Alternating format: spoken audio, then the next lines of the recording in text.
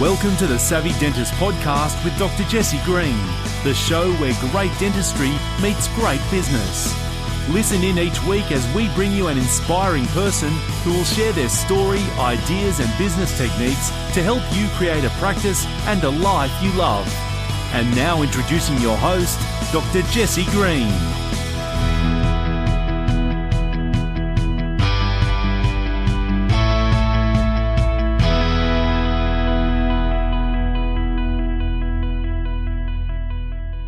Hello everyone, it's Jesse Green here. Welcome back to SavvyDentist.com and to the Savvy Dentist podcast, the show where great dentistry does indeed happily collide with great business. Now today we're talking about a big topic. We're talking about how to create a self-managing company. And to do that, we need to have a self-managing team, we need to have great leadership, and my guest today is someone who is intimately familiar with all of that. Shannon Waller is an entrepreneurial team strategist, and she's also a director at a company called Strategic Coach based out of Canada. Strategic Coach, along with Shannon and the co-founders Dan Sullivan and Bab Smith, are integral in helping entrepreneurs create freedom in their life, whether we're talking about monetary freedom, time freedom, freedom relationship, and so much more. And ultimately, creating a self-managing company, a self-managing team, and becoming a leader in your field is all about enjoying and expanding those freedoms. So we cover a lot of territory in this conversation. It's a big conversation, and you're going to want to listen to this a couple of times through. It's in-depth. We talk about some of the profiling systems. We talk about a whole variety of things. We talk about what a self-managing company looks like, what some of the steps might be needed to take to get there. How do we know that we've got the right people in the right role? How do we know if we're in the right role for ourselves? What sort of mindset do we need to have? How do we go about wanting what we want? This is a key concept. We want to make sure that we want the things that we want and we actually get the things that we want. And so we're going to be talking about all that and a whole lot more. This conversation is one that I've been looking forward to on a personal level for so long. And it's been an absolute thrill to interview Shannon. And I guarantee you this episode is going to give you so much clarity, so much focus, so much insight that's going to allow you to take your practice to the next step so you can create your own self-managing company and enjoy those freedoms as a business owner as well. So without any further ado, here's Shannon Waller. Shannon Waller, thank you so much for taking the time to come and join us all the way from Toronto. How are you? I'm wonderful. Thank you very much for asking, Jesse. Well, it's an absolute treat to have you because you've been in my ears for a lot of years now, and I've been listening to your podcasts, yours alone and with Dan Sullivan, the founder of Strategic Coach, for a lot of years now. And it's funny, every time someone says to me, I feel like I know your voice, Jesse, I'm about to say the same thing to you. I feel like I know your voice. That's great to finally have you here. It's great. Shannon, your title is a really interesting title. Your job, your role, your position at Strategic Coach is one of Entrepreneurial Team Strategist. And I'm curious to ask you exactly what that means. And of course, how did you find your way into that kind of role? It's not something you normally put on a career form. No, and I'm not a fan of most traditional titles. In fact, I think I've got a rant/blog about that somewhere because I find most titles really pigeonhole people. And I know one of the things we're going to talk about today is unique ability. And so it's actually a title that I pulled out from all the unique ability thinking and writing and coaching that I've had. So really what I'm passionate about is coming up with strategies that really support, enhance entrepreneurial teamwork and growth. That is my passion. I've been pursuing it since I was 18. So I've been doing it for many, many, many years now, numerous decades. And so I'm just really excited about that. And I find it endlessly fascinating and motivating. Now, how I got into it is kind of fun. So I started at Strategic Coach in July of 1991. So, coming up to 30 years. Wow. And I joined there when I was 26. So you can do the math if you want. And so I started off in sales, and in our unique ability concept, there's 4 different categories. You can be unique at something, you can be excellent at it, you can be competent, or frankly, you can be incompetent. That's when you put in the time and effort and you don't get the result. And I was excellent, but not unique at sales. I could make a very, very good living, healthy, could take care of myself, but I was bored. And I suspect this might be true of some of the people listening. And so I decided actually to go back to school, and I pursued, something about training and design, because I knew I loved people and I loved business, and the two combined kind of magically for me. So anyway, I actually came up with the idea is a training design course. had to design one, came up with the idea for coaching the team members of our clients in Strategic Coach. Because two things had been happening. One is the clients who I would enroll into the program would call me up and say, can you please explain coach to my team? Because I don't seem to be doing a very good job. And then that didn't convince me. But one time I got a call from a team member who said, what have you done to my entrepreneur? They're acting different. I don't understand. And I was like, okay, they need help. Yeah. So that was the inspiration. And I came up with 1995, started coaching entrepreneurial team members in November of 95. So that really dictated my career, books, speeches, courses, you name it. That's been one of my big passions. That's fantastic. And again, there's a unbelievable breadth and depth of material we could get into, but I wanted to start with the concept of self-managing company.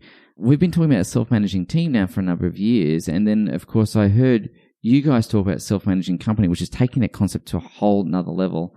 And so what I'd like to try and understand is if we can start big picture of self-managing company, what it is, how it looks, and then let's kind of dive into what the role of the team is and what the dynamics are in amongst that. And so I guess for our listeners, could you just take a moment to talk about self-managing company, what that means, what it is? And I guess for those people who are thinking, let's start thinking about some of those steps that might need to be in play to get there. So could we start with a bit of convo about that? Absolutely. So a self-managing company, it's kind of interesting because it's actually a term that's out there. I mean, we didn't actually originate it, much as I would love for us to take the credit for it. But it was interesting after we've been in business, so we're just over 31 years now in business, is we realized that what people were achieving after implementing all of Strategic Coach concepts and tools, and most importantly, mindsets, is that they had a company that really managed itself. It wasn't required anymore that the owner be the day-to-day operator of the business. So they were freed up from that, which is pretty exciting. And then there's actually a second level to that, which is a self-multiplying company. That's a company that grows itself. Well, that's pretty exciting. So it's not only dependent upon you, again, the owner. And that's really who our audience is. So we look at those freedoms that I mentioned in 4 different really important areas. So the first one is freedom of time. So this is freedom to spend time with the people you want to spend it with, including your patients, your clients, however you define that. It's also freedom to take time off and time away from your business. We call this free days. So freedom of time to spend it with whom you want, doing what you want, including even focusing on the future, the growth. A lot of times entrepreneurs don't have enough time to think. So if we can free up a little bit of thinking time, it's kind of amazing what exponential results can come from that. So freedom of time is number one. Out of that comes freedom of money. So freedom of money is great. It pays for a lot of things. And there's an interesting mindset. A lot of people think, yes, dentists is mostly who's listening, but I want to refer to entrepreneurs as well, is that a lot of people think entrepreneurs have their own enterprises out of a desire for money. Well, actually, what we've discovered is really a desire for freedom. It just happens to be that freedom costs a fair bit of money. So it's that's kind of how we roll. And so the money just it pays for time, it pays for people, it pays for teamwork, it pays for all the freedoms. So freedom of time, freedom of money. Then there's freedom of relationship. Okay. And if you've ever had clients or patients or colleagues that you really loved working with and you want more of them, or any that you don't enjoy working with and would love to just make them go away, again, that's freedom of relationship. Yes. And so really being able to be picky and going yes to you, no to you, that's freedom of relationship. And it also, time works into that because I want to be able to spend lots of time with my favorite people and not very much time with my less favorite people. So that's kind of how that plays out as well. And ultimately, it ends up with being freedom of purpose. So freedom of purpose is you are doing what you are meant to be doing in the world, on the planet, however it is that you want to conceptualize that.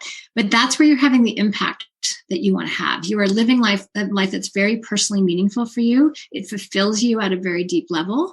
Part of that is unique ability, as I talked about. And when you can do what you love to do and do best with the people who really love and appreciate it and you, first of all, why would you ever stop? Exactly. They reward you, they pay well, they say nice things, you're always growing. That's kind of the ultimate. So a self-managing company is one where you have, as defined by you, so there's no thing out there called a self-managing company. It's very, very, very personal to the person sitting in your seat right now as to what does your freedom of time look like? What does your freedom of money? What does your freedom of relationship? What does your freedom of purpose look like? So it's when you have those freedoms, that's what we call a self-managing company. That's really interesting, isn't it? Because we've got a model that we talk about, which is profitable, scalable, and valuable, and it marries in quite neatly in the sense that, we talk about the three currencies of money, time, and meaning. And as you progress through that, of course, your life becomes deeper, richer. And it does really highlight the point that you really make very well, and that is having that freedom of money affords you those other freedoms as well. And yes, freedom, frankly, does cost a few dollars here and there. So it is really important to understand that. I wanted to talk about, for someone who's perhaps not experiencing those freedoms right now, perhaps people are feeling they have to rather than they get to, or they're kind of getting up in the morning and perhaps not feeling that immediate sense of joy at what lies ahead of them for the day. What I wanted to ask is, from your perspective, and you've worked with countless numbers of organizations, countless numbers of small, medium, large businesses, including dentists, what would you say to that person as a useful mindset to take, and then perhaps some practical steps that might be, able to be implemented? Let me start with the beginning steps, because it's a multi-year process. Yes, it is. Yes, as you well know. Yeah. I would say the first, there are a couple things, and this may not come up in order. So I'm going to count on you, Jesse, to organize the order for this. Okay. But the first one is to get really, really clear on what you want. So what is it that you want? If you're not happy with how you are feeling when you wake up in the morning, what are you shooting for? And not so much in terms of an ideal, but a goal. So do you want to wake up calm and peaceful? Do you want to have 20 minutes to yourself in the morning? Just getting really clear on what you want. And it's fun. One of our concepts in Coach is wanting what you want. And a lot of people feel guilty about wanting what they want. But as far as we're concerned, you never, ever need to justify it. Not because you want it because you want it, not because you need it, but because you want it. And, someone says, why do you want that? And you're like, because I do. Kind of it's a complete conversation now. You don't need to justify it. So getting clear on what you want. Do you want more time with your kids? Do you want more time to work with certain types of patients? Do you want more time to gain a particular specialty? Do you want a better, quality team? Do you want, more capability on your front desk? Just getting really specifically clear. And I'm not talking about some out of the park ideal. You're like, okay, in my fantasy world, no. What's the next thing that you want, right? So those incremental, often improvements, but you stack those up, it turns up into exponential really quickly. And so really getting clear on what you want. So now that might take you getting up an extra 20 minutes early in the morning and to jot it out, however you like to do that. Tell somebody. That's a really great way to make it real. Yeah. So, but getting clear on what you want is number one. Then looking at mindsets would be another. So a lot of people have I'm not a huge fan of the term self-limiting beliefs, but, often we have mindsets that kind of hold us back. The next thing I would do is find a community of people who are on the same path that you are. Doing this alone, hard, not fun. A term that comes up from one of our good friends and clients, Joe Polish, is hard, annoying, lame, and frustrating. You don't want what's called half. You don't want a half business. No. You want easy, lucrative, and fun business, which is ELF. So, doing it by yourself makes it so much harder. You get isolated. So finding a community, which you created, I think is really powerful. So getting really, really clear on what you want, examining your mindsets, and then being with other people would be 3 beginning steps. And then there's a ton of strategies and tactics, but that's probably a little more granular than we want to talk about. Well, up to you. How far do you want to go? Well, let's have a look at a couple of things. I just want to come back to the wanting what I want piece, because I think that's really, really important. And I had this thought the other day. Actually, I was walking the dog, Shannon, and I was talking to my wife, and we've got this little dog that is about the size of a cat. But we were walking through the streets, and we were talking about this concept, wanting what I want, perhaps not in those words, but similar concept. And we were talking about how most people in dentistry are intellectually quite capable. They're generally quite bright. And it struck Miranda, my wife, and I that where people come unstuck in their life is actually creating something or building something that they ultimately don't want. And that is kind of successful people or bright people don't fail by failing per se or not getting it done. The type of failure is building a house or a castle or a business that they don't want. And so I think that's actually really good, is wanting what you want. And I think that clarity piece is key. And I wanted to just reiterate and stress that point, because so many of us, and I've been guilty of this in the past too, Shannon, so 2 hands in the air here, is I've been guilty of wanting what I thought I should have or getting caught in someone else's dream. Yes. Oh my gosh. Brilliant. Yeah. And I think that's one of really, Dan Sullivan, co-founder of Strategic Coach with his wife, Bab Smith, he's all about owning your own experience, owning your thoughts, owning your past, and owning your own future. No one else can do it for us, but, especially in a highly, you spend years becoming a dentist, years. Like you are, brainwash might be a little strong, but, you're kind of inculcated into this way of thinking, and then doing something outside of that can feel really odd or really different. But to actually be happy, that's kind of what you have to do. Otherwise, you're living someone else's life, not your own. And I think, the whole point about building something you don't want is quite profound, actually. So it's interesting. One other way to think about this, and again, quoting Dan here, he's like, it's your game. Why would you play a game where you can't win? You get to change the rules if you don't like them. So it's like, play a game you can win, play a game you can have some fun with. And I think a lot of people in general, entrepreneurs, business owners, dentists or not, don't actually take that degree of ownership over their experience. Yeah, that's really important. I really love that. And I guess extending from that, we had a conversation before we hit record, and you're talking about dentists where they see themselves as a clinician or a dentist, and the other stuff is a bit of a hassle, and versus someone who might be an entrepreneur with a special interest in dentistry. So I wondered if we could just talk to that for a moment, because again, it comes back to wanting what I want, and it's okay to want to be a dentist, but it's also okay to want to be something other than that too. So do you think you could just go into that for a little moment? Absolutely. Yeah, it's one of our models called the double shift. So the first shift, because that's the one that's relevant to right now, is, and we find this a lot. And again, for our particular coaching program, if you come in as a professional wanting to be an even better professional, coach is probably not the right program for you. But if you make that leap from being a professional, which by the way is a great thing, nothing wrong with it. Sure. But then the first shift in thinking is that you recognize that you're actually an entrepreneur with a specialty in your profession, right? So you're an entrepreneur with a specialty in dentistry. Now, once you do that, this is the mindset shift. So thank you for bringing this up. Perfect. Because that's the mindset shift from not just being a dentist, but being a dentist, which is still a great thing. But all of a sudden, when you're an entrepreneur with a specialty in, all sorts of other, it's like the blinders come off and all sorts of other input can come in, how to better run a practice, who you want to associate with, all things about teamwork, even better ability with finances.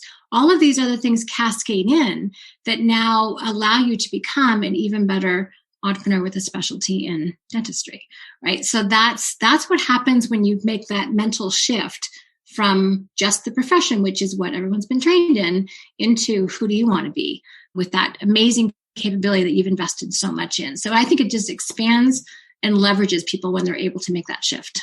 And thank you for bringing that up. Do you think people innately know that within themselves? Do you think people have that inner voice that tells them, or do you think that there's a process of discovery? How do you know which camp you're going to fall in? Oh my gosh, what a great question. I love this. Here's how I know, and I don't know if I'm unique in this or not. I know when I get really frustrated. So when I feel squished, when I feel like I'm hitting a ceiling and I can't be myself, and I'm a fairly independent-minded human, that's when I know that I'm feeling constrained. So I think I'm not alone in that. So if you're feeling constrained or stuck or boxed in, that's kind of a clue that this is probably something that you're hitting against.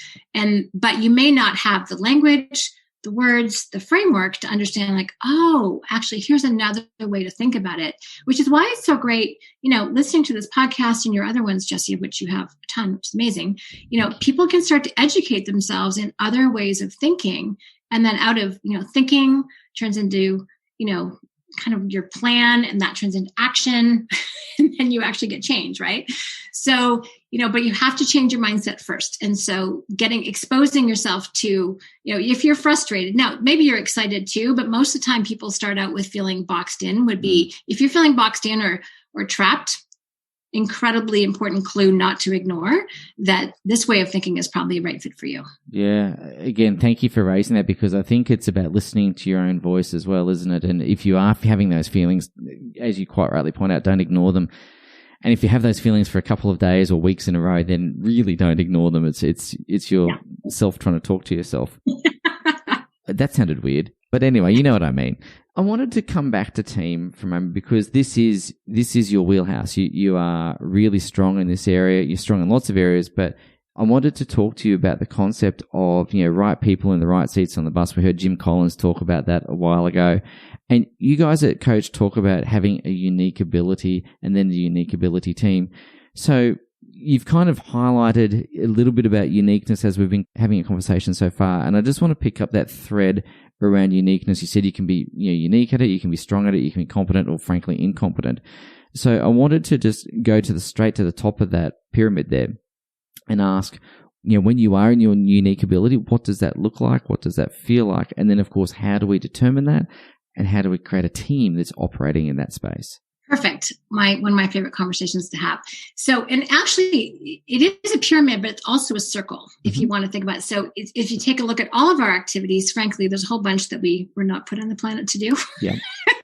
And by the way, you only know that once you've tried them and it really didn't work. Yeah. It's not because you may not be potentially okay, but you just have no mental energy for that particular activity. And that's, I think, important to respect.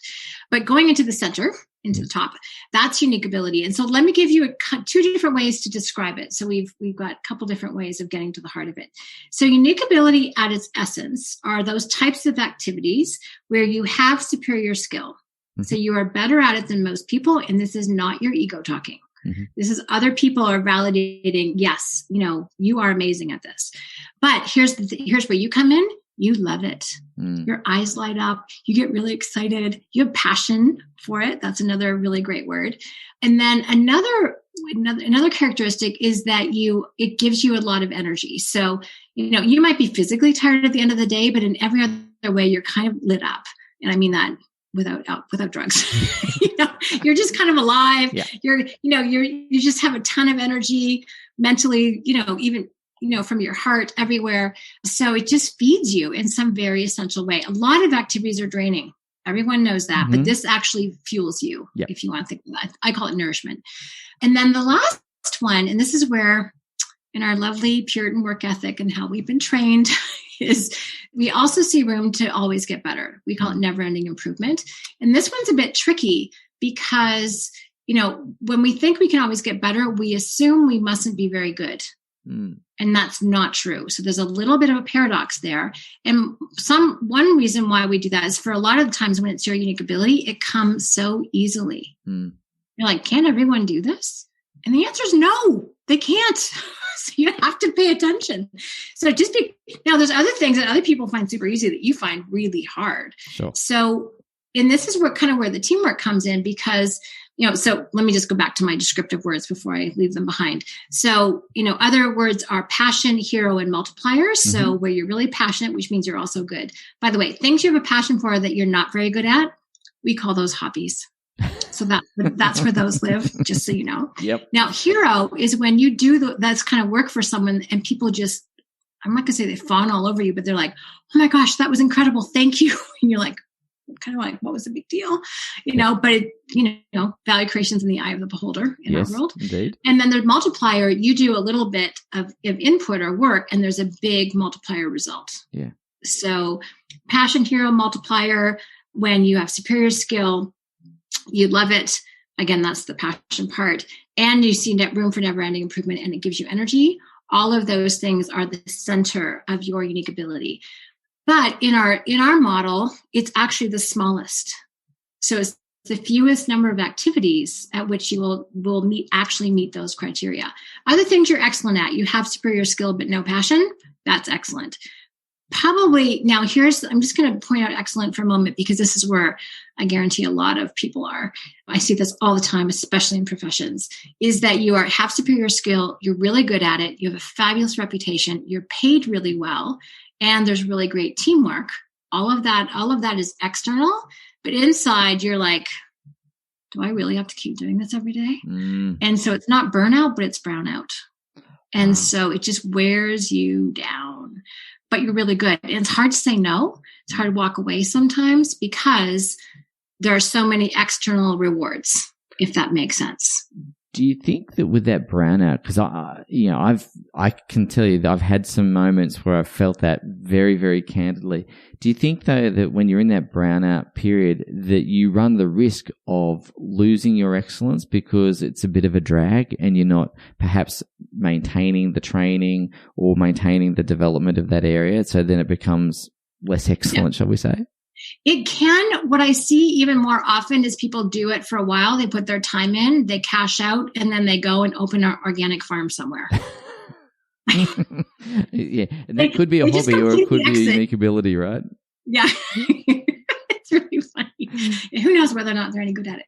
Yeah. But they sort of cash out is what we see. So, investment banking in New York is kind of a stereotypical example of this. People, they burn out from the lack of sleep, but they also, they're doing work that is incredibly rewarding financially, but in a lot of other ways, not so much. And then they move to Connecticut and buy a farm.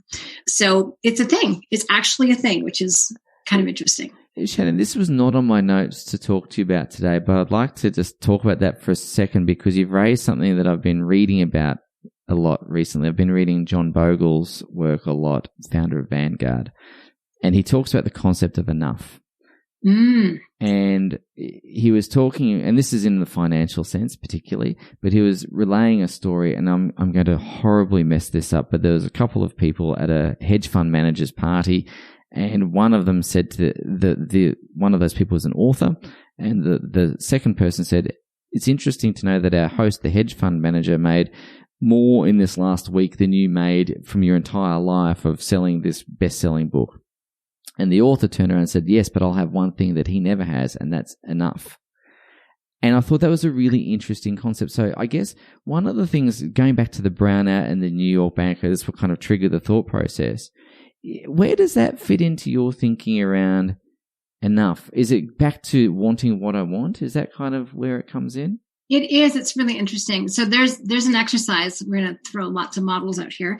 So there's an exercise that Dan does in his 10X workshops, and he grabs Maslow's hierarchy of needs, right? So, and I probably will mess them up if I try and quote them all, but there's safety, and there's belonging, and and you get up to self-esteem, and then the last one is self-actualization.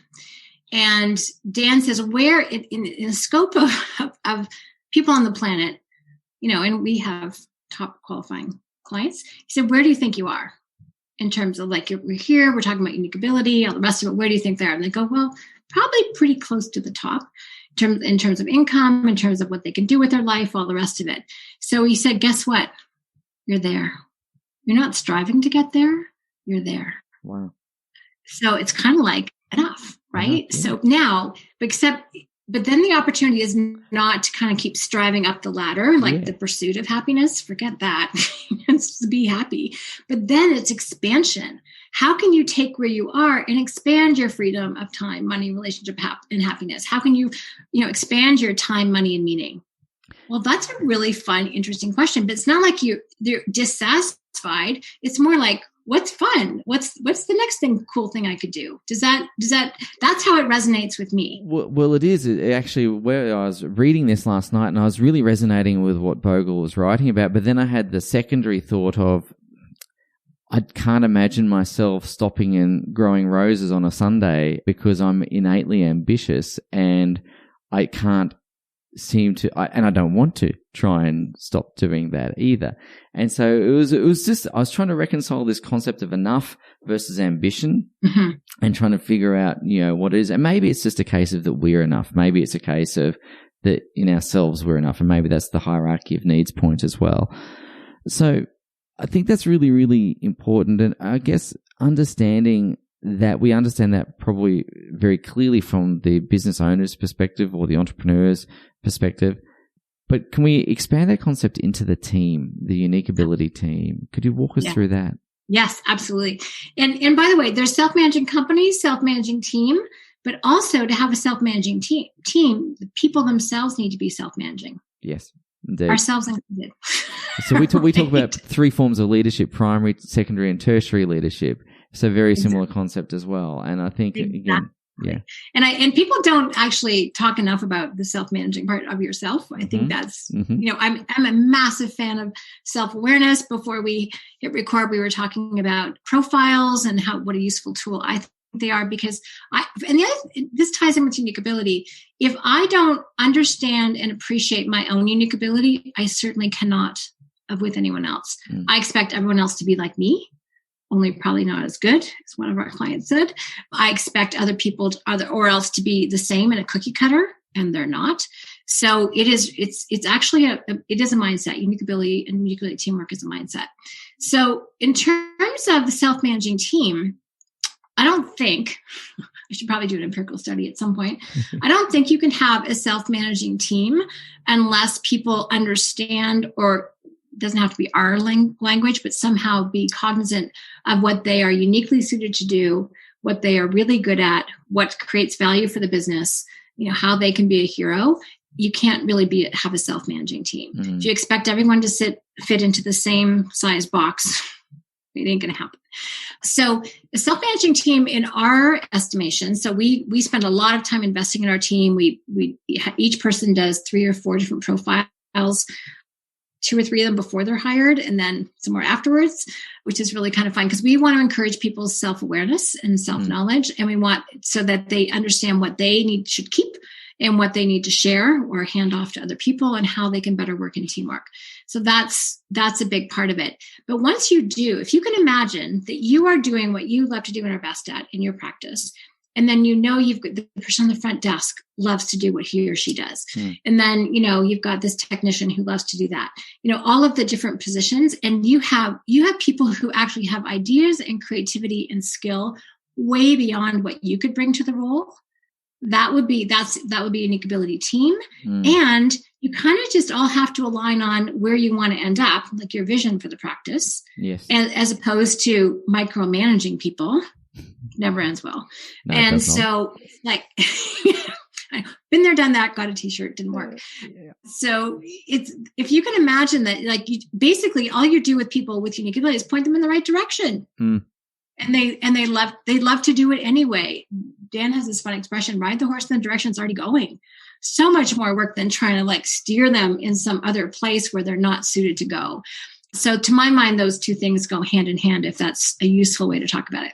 It's a really useful way to talk about it. And I know that there'll be people driving to work right now listening to that and saying, Shannon, that's fantastic. How do I test for that? How do I recruit to that? How do I'm a small business. I'm not a large company with a HR department and so on and so forth. So I guess from a practical point of view, is that where some of the psychometric tests like Kolbe and others come into that? 100%. And I'm all about fast, easy shortcuts that work. I'm not going to be a teamwork strategist by recommending a profile that does not work. So, and I've done a cajillion. So I only curate the best ones. So some of the things, and this would actually be, and you're talking about steps to take first. So in terms of building a self-managing team around you, first of all, profile yourself, please. If I can just mention some of the ones that we use that we find phenomenal. Number 1 would be Kolbe to measure how people strive and problem solve. There are different roles that require different types of problem solving in your practice. And so Kolbe is phenomenal. And you can do a Kolbe on the role. Then you can match it up with the candidate. The Kolbe C is the role. The candidate is the Kolbe A. You're the Kolbe A. So that's the person filling it out. And you can go, they actually have a whole right fit hiring process where they can go, oh, it's an A rating, B, C, or D, or F. You do not hire below a B. Got it. So if what you're looking for and who the candidate, they could be a great person, but how they problem solve or strive is not actually what you need in that role. right? So Kolbe's phenomenal, but that only measures how people problem solve. Doesn't matter how smart they are, nor does it measure their personality. So for personality, I'm certified in DISC, which a lot of people will be familiar with. Big fan. I like Myers-Briggs, not certified, although it's had some testing issues. So DISC is great, especially if you want to see whether or not someone's outgoing or reserved and fast-paced or even-paced. Good to know, especially if they're on your front desk. Then the other one that I really like is StrengthsFinder. Yeah. So that's produced by Gallup. Yep. They've lowered the price to get all 34. You want to kind of play to your top 5 strengths. Found it incredibly instructional. Kolbe validates who you are. And to my mind, StrengthsFinder gives you direction about how to expand your talents and your strengths. And then we use Wonderlic for intelligence. I'm sure there's some other great profiles in your field that will help people assess their actual capability. Especially speed of uptake is what intelligence is for. I used to think everyone was the same, but then if they match on the Kolbe and they match on the personality and they're still not successful, there's only one thing left that's not working. So, the cognitive, and you said, dentists are very intellectually capable. Well, kind of you want to be surrounded by other smart people, right? So I think I know I underestimated that, and I know a lot of other people do, that they don't recognize that they get impatient with people who can't actually mentally keep up. So, you don't need to be surrounded by people 10 times smarter than you, but at least have some people who can keep pace with you. I think that's an underestimated but important factor too. I think that is huge. And for those people listening to the podcast, I'd really encourage you to go back the last 60, 90 seconds or so, and please replay what Shannon just had to share with you around matching the role to the candidate. I think that's incredibly important. But again, that piece around cognition is really important. And I say this with all kindness because I talk to lots of dentists. That's my thing. That's what I do all day. But a common frustration that comes up is, why are they just not picking this up? It's, I've not asked them to do anything particularly challenging in the eyes of the dentist, right? Or the eyes of the business owner. But it might not be their unique ability. It might not be, playing to their Kolbe strengths. It may be, something to do with the cognition and the ability to take it up. And I think that is really important because that is a huge frustration in practice for practice owners. Yeah, let me just share a little story about this. So there's a client who started about 3 years ago. And the first time I met him, I remember standing with him when we were still in person, in the workshop room. And his name's Eric, and he's a super smart guy. And I use kind of a colloquial term. I said, "You are wicked smart." And he kind of looked all humble. I'm like, no. This is important for you to know. I'm like, I'm not saying it to flatter you. It's just a fact. I said, if you're going to build a team around you, because he still has lots of scar tissue from hiring wrong people. And he's a professional in the financial realm, but, certified professional. And 3 years later, in fact, last week, his new person started and he heard me. He was like, you're right. I need to be surrounded by smart people because his uptake is wickedly fast. Yeah. And so once he appreciated that, he could make the right fit hire. Until then, he couldn't. And he's been on his own trying to do what we're doing by himself, which, by the way, is hard. So, but as of last week, that's changed, which I'm very happy about. So it makes a huge difference. And please don't underestimate yourself. If there's one thing I've learned, I used to assume everyone was the same. And then I slowly realized that they're not. Yeah. And it's not a snob factor. It's just facts. Absolutely. And I think that, we all want to try and, in Australia, there's this tall poppy thing. So we try and not to put ourselves out there. But the simple fact of the matter is that most dentists are, as I said earlier, intellectually capable. And a source of frustration is if they're surrounded by people who don't keep pace. It's not a denigration of anyone else. It's just a frustration. So I'd like to just shift gears for a second, Shannon, if I may, just as I kind of take us around to the home stretch.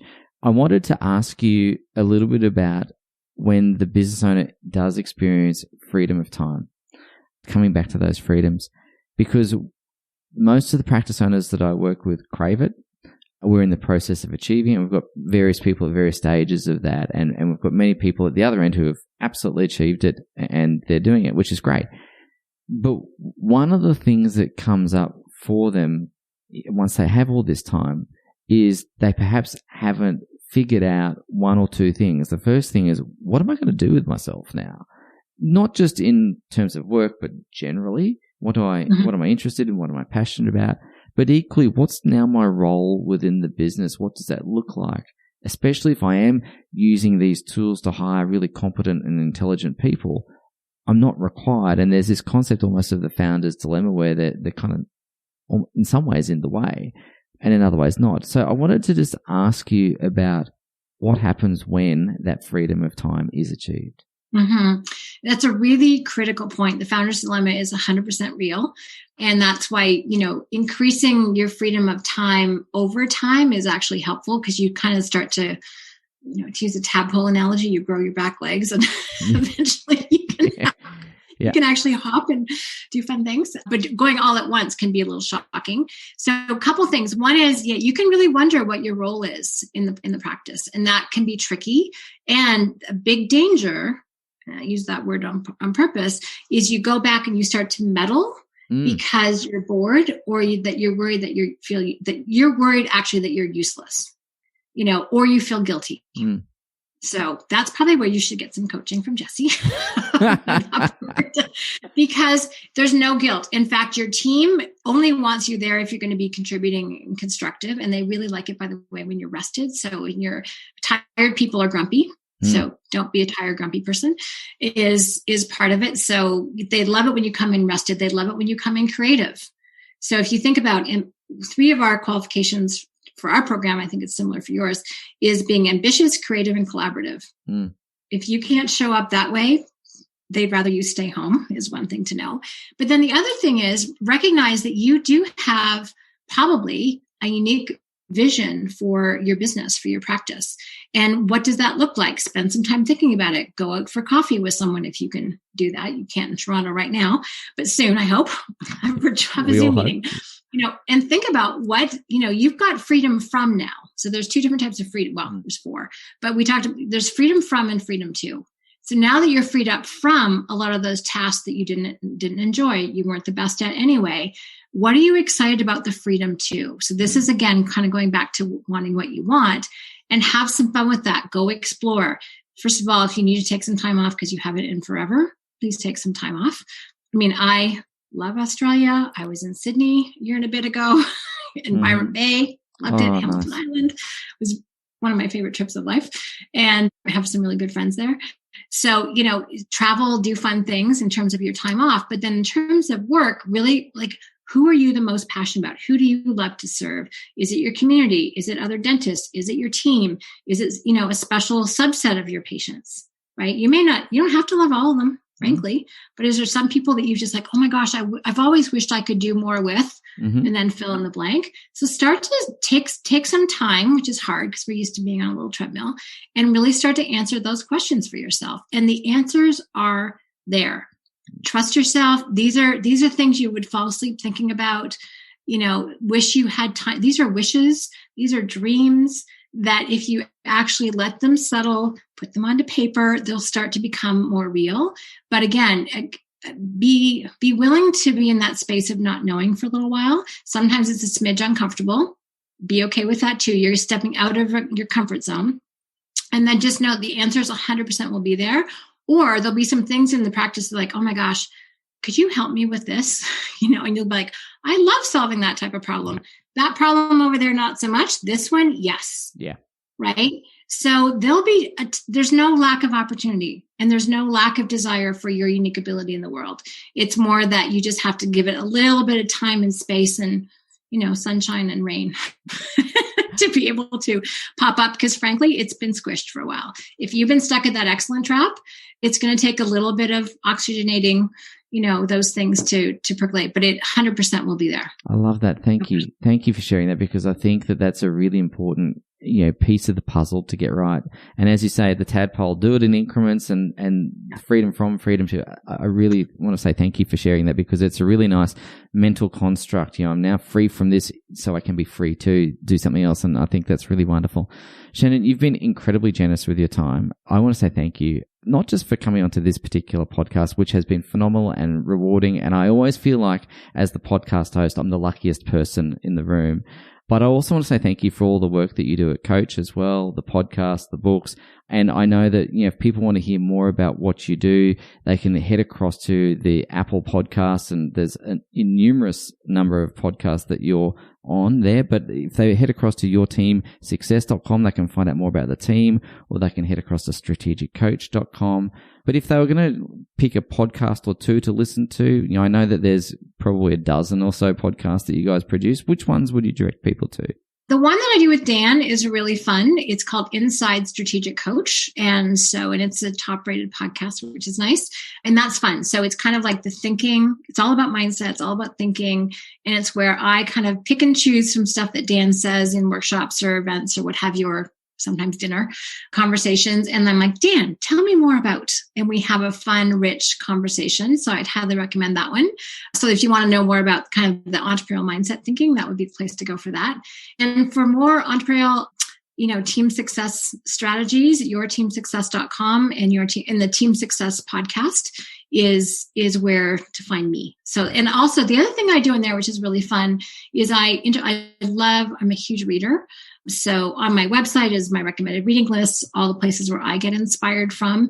And I love doing author interviews. So you'll hear either me in kind of a shorter 12 to 20 minute podcast, or an author interview, which tends to be a bit longer, where I curate authors that I love their works. And then I interview them on their books and give you kind of the scoop. So that's one of my favorite things to do too. That's fantastic. Well, ladies and gents, if you've been listening to our podcast, I'd encourage you highly to go and check out those websites and those podcasts, because I can tell you it is a rich treasure trove of goodies there. I've been around those treasure trove of goodies for a long time myself, and it's really wonderful. So I commend it to you. Shannon, once again, I'm really grateful to you. Thank you so much for sharing your wisdom, your insight, and just your really lovely nature and being so open with everything. It's really nice. So thank you. It's been fun. Well, I could completely say exactly the same thing about you. So thank you very much, Jesse. It's been a total pleasure. And I hope you really create some value for who's listening. Thank you. Cheers. Thank you for listening to the Savvy Dentist podcast with Dr. Jesse Green. For more free tools and resources, join the free Facebook group. Visit drjessegreen.com/Facebook. And for more episodes, visit drjessegreen.com/savvydentist.